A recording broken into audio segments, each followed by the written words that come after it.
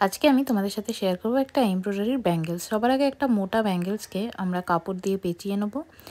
এখানে আমি সাদা রঙের কাপড় ইউজ করেছি, অফ হোয়াইট কালারের, যার উপরে সমস্ত সুতোগুলো এবং সেলাইগুলো যাতে ভালোভাবে বোঝা যায়। তোমরা তোমাদের পছন্দ মতন যে কোনো কালার ব্যবহার করতে পারো। আমি এটা লাস্টে আঠা দিয়ে বন্ধ করে নেব। এরপরে আমরা এর ওপরে কিছু ড্র করে নেব, যেটা আমি আঁকবো। আমি এখানে খুব সিম্পল টাইপের কিছু ডিজাইনস ড্র করেছি।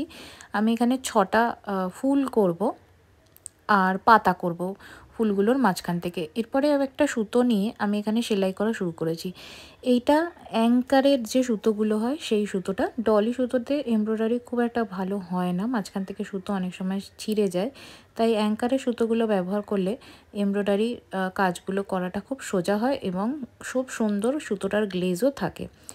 আমি এখানে একটা রোজ তৈরি করছি। এই রোজটা তৈরি করা খুবই সোজা। যে পদ্ধতিতে দেখালাম সেই পদ্ধতিতে তোমরা ইজিলি করতে পারবে।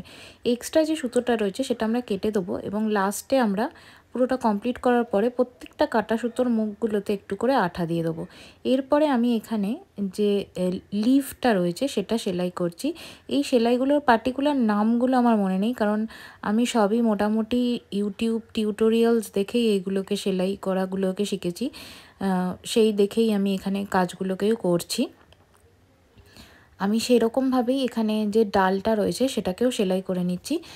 তোমাদের যদি এখানে বুঝতে কোনো রকম অসুবিধা হয় তাহলে আমি সেলাইয়ের একটা আলাদা আলাদা করে ভিডিও তোমাদের জন্য দিয়ে দেবো।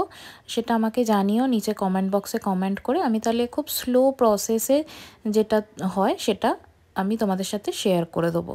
এখানে আমি পাতা থেকে ডালে আসার যে ছোট ছোট ডালগুলো সেগুলোও সেলাই করে নিয়েছি। আর একইভাবে আমি দুটো কালারে পুরো চুড়িটাকেই কমপ্লিট করে নিয়েছি। কেমন লাগলো আমাকে অবশ্যই নিচে কমেন্ট বক্সে কমেন্ট করে কিন্তু জানিও।